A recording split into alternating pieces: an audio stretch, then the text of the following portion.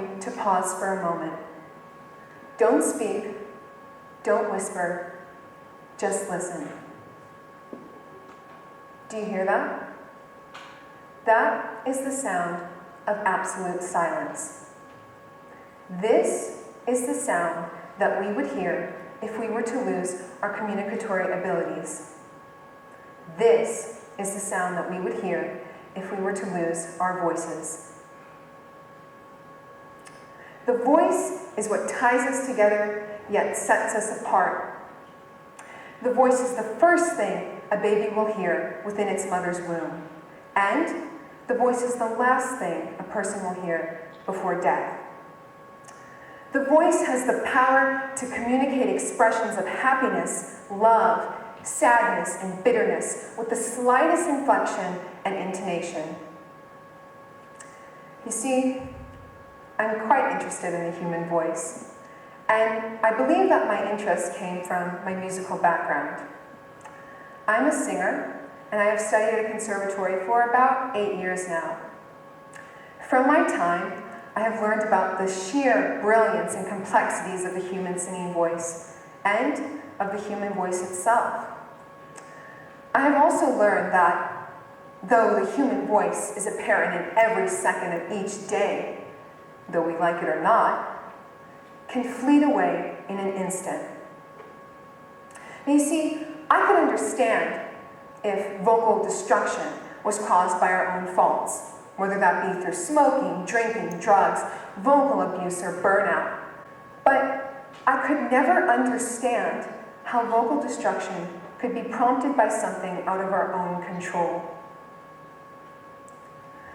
I remember reading an article quite a while ago about famous opera singers of the 20th century. And I remember specifically reading about a man by the name of George London. Here's his picture. George London was a 20th century opera singer, but not like any ordinary one. He had a story. You see, during one of his performances, his voice cracked, and this was abnormal. He blamed it on himself, like most singers would have done. Not enough warm-up, not enough preparation. But in reality, he was suffering from a condition known as unilateral vocal fold paralysis, one of those anomalies in which really cannot be prevented. Now, what is unilateral vocal fold paralysis, and what are vocal folds? So here's a diagram. These are your vocal folds. Well, technically, these are my vocal folds whenever I'm speaking or singing or, making a sound. Now, your vocal folds will range in length to support a certain tone of a sound. When you'd want to sing a high note, they'll elongate. But whenever you want to sing a lower note, they'll shorten. Or if you want to speak a higher note or sound of a lower note. Now, whenever you're breathing, your vocal folds will open to let air flow through, all the way through your esophagus, down to your diaphragm, and back up again. But there's a difference between normal vocal folds and unilateral vocal fold paralysis vocal folds. The difference is this. Uni, meaning one vocal fold is paralyzed, causing breathiness, asthenia, strain, hoarseness, and any of those kind of complications toward the voice and toward breathing. You see, when a sound is wanted to be projected, there's always a gap. In breathing, there's a gap, but there's also a closure, preventing the fullness of breath. So, from this, what could you really say? You see, you may be wondering, how could this come back to this? Or is it even possible for this to return to normal? The answer is yes.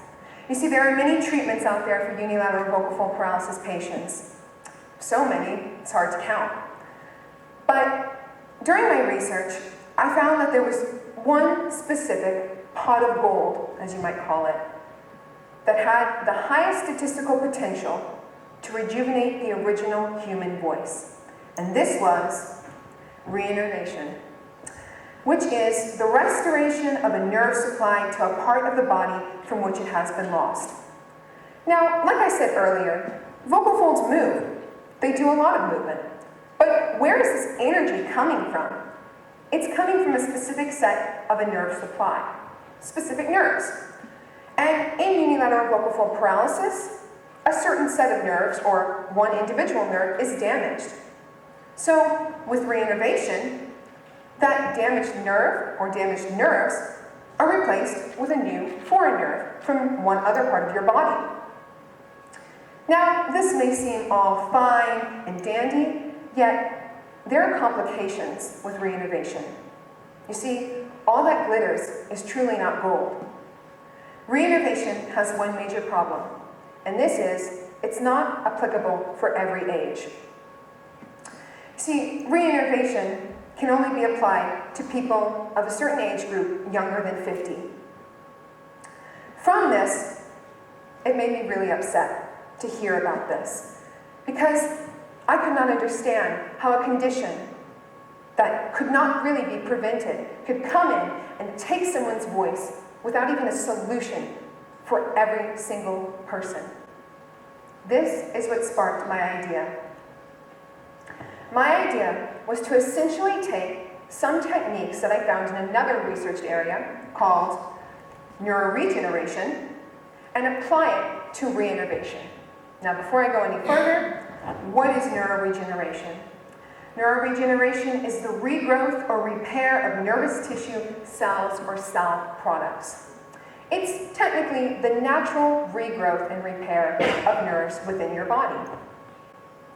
Now, the techniques that I wanted, or I thought could be applied to reinnervation, to improve it, to it be a more accessible treatment for each age group, was nerve conduits, which are these tiny little capsules that wrap around nerves so as to promote growth, and two injury-triggered proteins named growth-associated protein 43, GAP43, and beta-actin.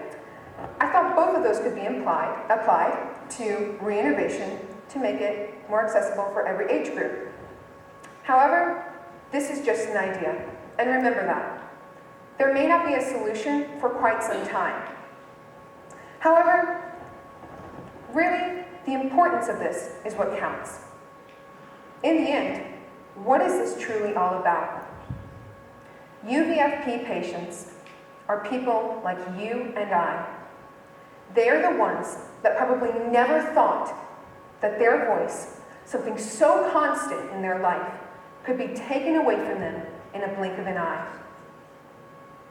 You see, I'm not trying to warn you of unilateral vocal fold paralysis, though this talk seems to accomplish that in some way. I'm instead using this as an analogy. The voice, thought constant by probably everyone in this room, and most likely everyone in this world, can disappear without warning. We must, in a time like this, be able to express our thoughts as clearly as possible. We must use our voices to eliminate the sound of silence. Thank you.